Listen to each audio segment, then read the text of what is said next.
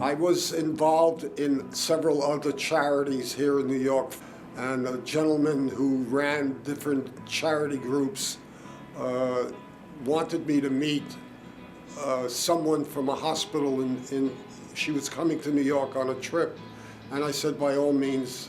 When she came to New York, I had dinner with her, and I fell in love with this woman. Miriam Frankel is probably one of the most delightful, delicious people I know in this world, and it's difficult to say no to Miriam.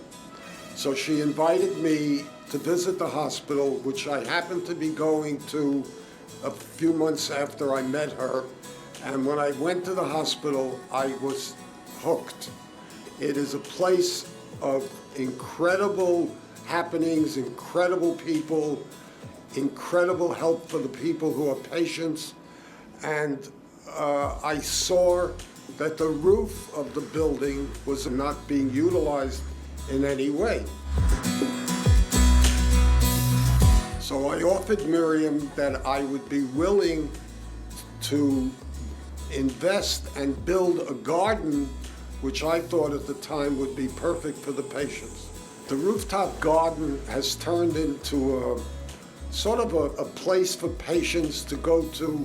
It's sort of like a second home, because they are able to watch things grow, they're able to take care of them, something that they've lacked in their lives for many years, and the patients thrive on it, and they just love the entire feeling, the beauty of the place. It's just very special and very heartwarming to me, being that I did come out of that industry. I am a florist, and it just gives me a lot of pleasure to be part of it.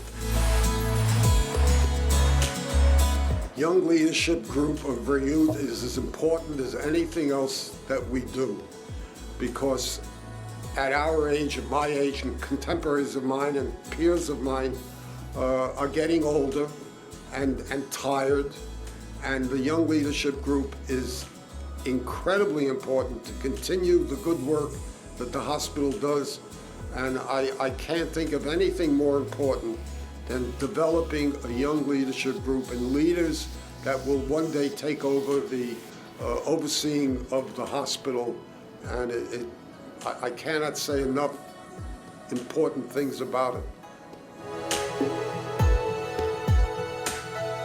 One day, several years ago, I came upon a young man named Ellie. Ellie was an unfortunate victim of a bus bombing by one terrorist several years ago. And honestly, they didn't think that he would ever be able to become part of society. However, God be with him, he was helped. And he's an inspiration to me, that someone can go through that kind of turmoil in their lives. He's well thought of. He's looked upon as being an important person, no different than someone on the executive board of the hospital. I've been told that I'm being given the Ulla Merkin Award.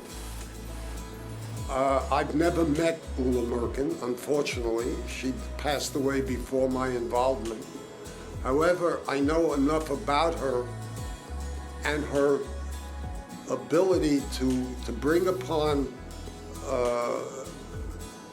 people in an organization that's cherished and looked upon as one of the finest hospitals in Israel. Accepting an award in her name is an honor for me. It's something that I will cherish for the rest of my life, and I will always be very proud of accepting this award. And I thank the board and all the members of the organization and our executive director, Morgan Cronenberg, for seeing to it that I'm involved in this way. So I thank everyone from the bottom of my heart, and it still is a pleasure to be part of the organization, and I hope for as long as I can manage to do it.